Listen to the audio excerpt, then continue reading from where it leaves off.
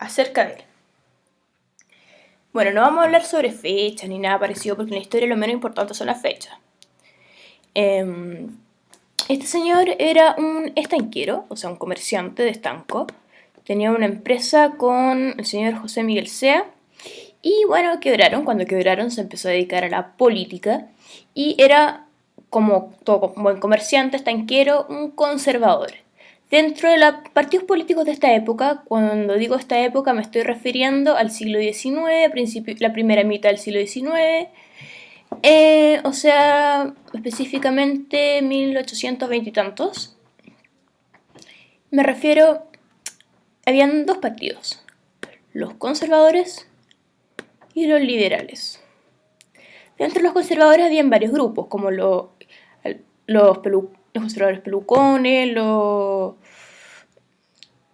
higienistas, los mismos estanqueros. Dentro de los liberales estaban los federalistas y los pipiolos. Los pipiolos eran unos jóvenes idealistas, etc.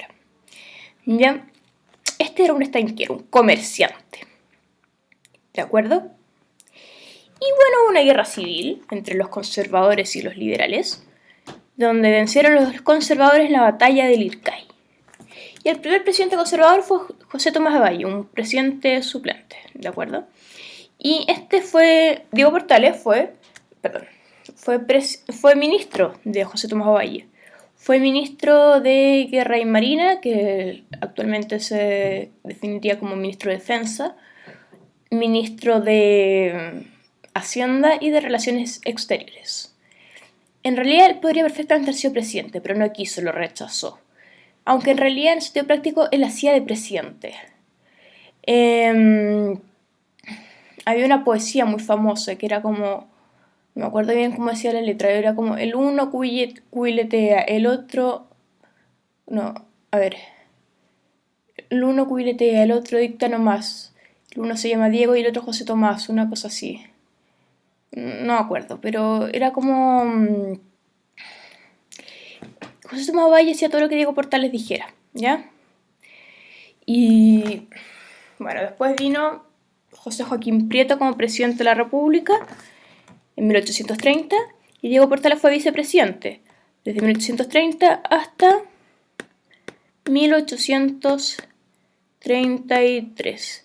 ¿Y por qué digo 1833? ¿Qué creen que pasó ahí importante que dejó de ser vicepresidente Diego Portales? Piensen, si quieren pausar el video y piensen. ¿Pensaron?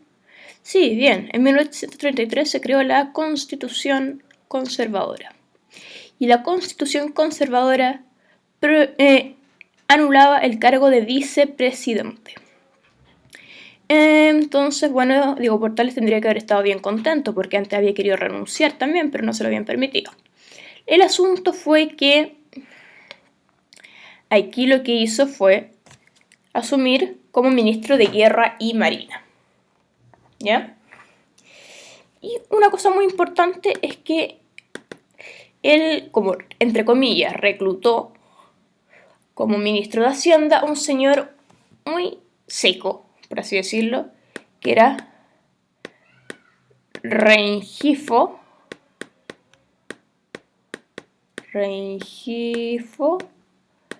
en Hacienda.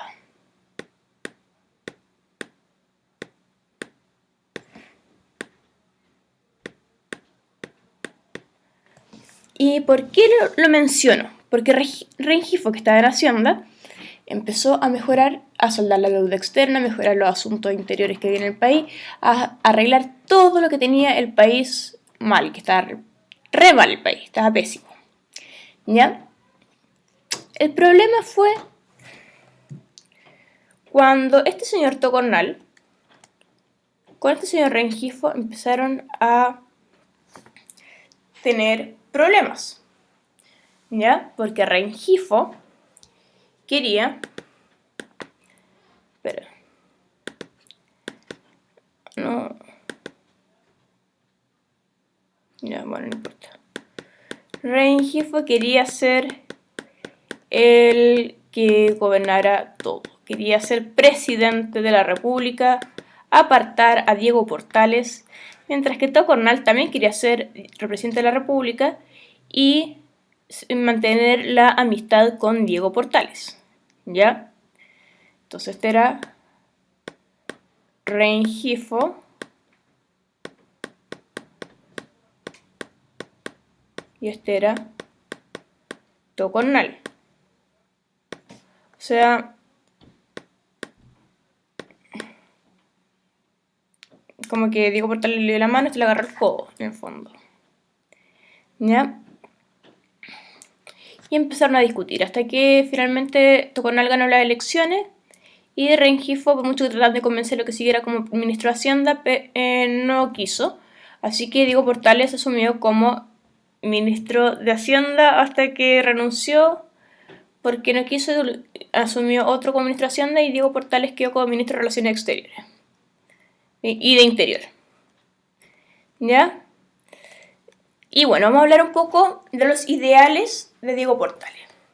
¿Por qué voy a hablar de los ideales de Diego Portales? Porque primero porque es lo importante de este video. La Constitución de 1833, la Constitución de 1833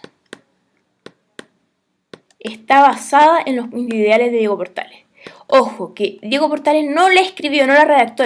Esta Constitución la redactó un señor de apellido Mora, ¿ya? Sin embargo, Mora se basó en todo lo que pensaba Diego Portales, ¿me entienden? Y bueno, ¿en qué pensaba Diego Portales? Vamos a ver eso.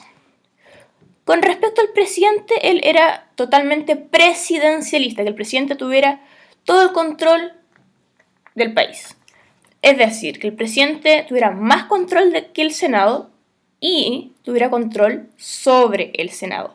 Es más, quería que el presidente tuviera atribuciones especiales. Incluso pudiera exiliar, apresar o inclusive matar, fusilar a sus rivales políticos. Por lo tanto, estos mismos se autoexiliaban antes de que esto tomara medidas, ¿ya?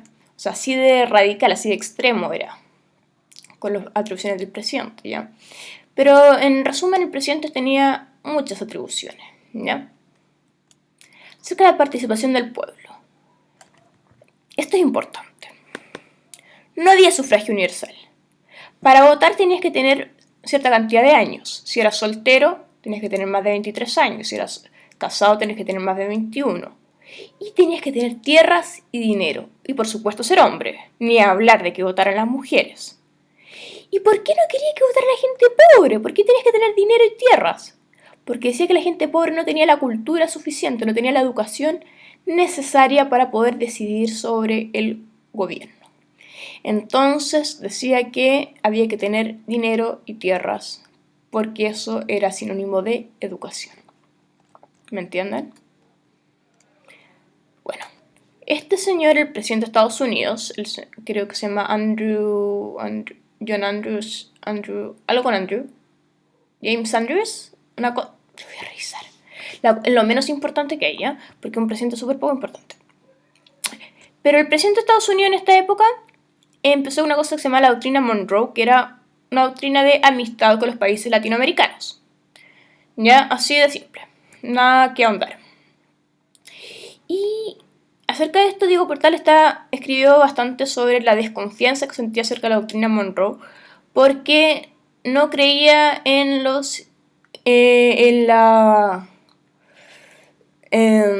no creía en que Estados Unidos fuera a ser muy generoso, muy, ¿cómo se dice?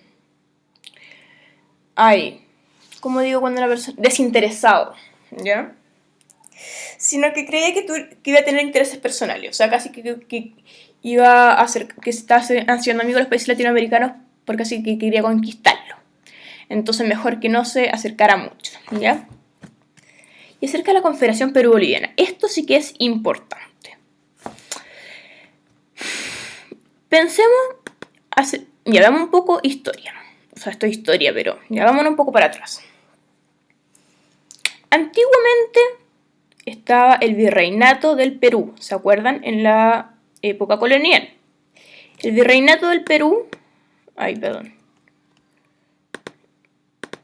El virreinato del Perú, vamos a hacer que esto... Súper lindo el dibujo. El virreinato del Perú tenía acá Chile, acá Perú, acá Argentina, acá Brasil y acá Bolivia. Lindo mi dibujo.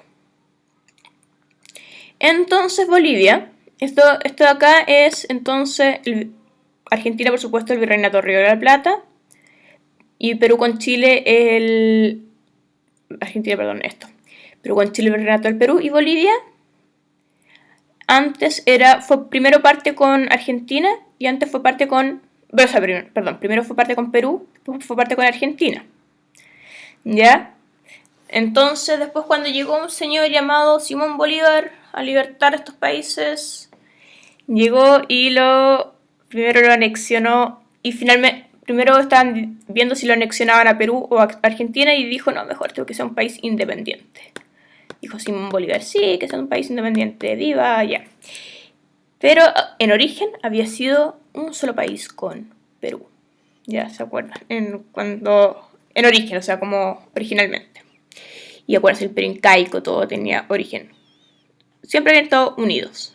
Salvo una época que estuvo unido con Argentina en la época de los Borbones, pero fue como, ya, no. Eso.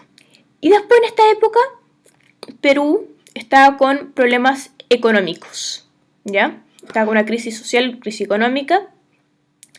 Y Bolivia estaba muy bien, con un señor llamado Andrés de Santa Cruz, que este caballero acá, un descendiente de incas, ya un mestizo. Y él quería restaurar el imperio incaico, el Tahuantinsuyo, ¿ya? Entonces le dice a los peruanos que él puede arreglar sus problemas económicos uniendo a Bolivia con Perú. Y por supuesto los peruanos se pusieron muy contentos y él hizo la Confederación Perú-Boliviana para restaurar lo que era el antiguo imperio incaico. ¿Pero ustedes se acuerdan lo que era el imperio incaico? Llegaba hasta como por acá.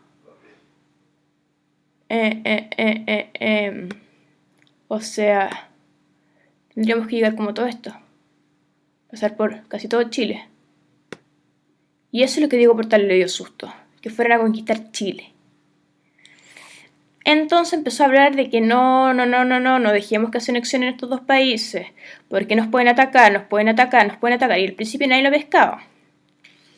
Hasta que estuvo el motín de Quillota, al mando de Vidaurre, que empezaron a encontrarlo peligroso con su recelo hacia la Confederación Perú-Boliviana y finalmente lo asesinaron. Pero una vez que lo asesinaron, la gente se dio cuenta de lo que suponía la amenaza de la Confederación Perú-Boliviana y ahí, no sé si se dio cuenta, pero por lo menos creyó, por así decirlo, para no ser como tan... Para no demostrar tanto una opinión. Ya creyó o se dio cuenta, o como ustedes quieran pensarlo. Creyó que la Confederación Perú-Boliviana era una amenaza y de esa manera empezó a haber una opinión pública después de su muerte de que era necesaria una guerra. ¿De acuerdo? Y esa es la importancia de Diego Portales. Entonces, si lo pudiéramos resumir en dos cosas, yo diría que sus ideas fueron importantes para la Constitución de 1833 y que sirvió para que se creara una idea patriota para la Constitución de 1833. Eso.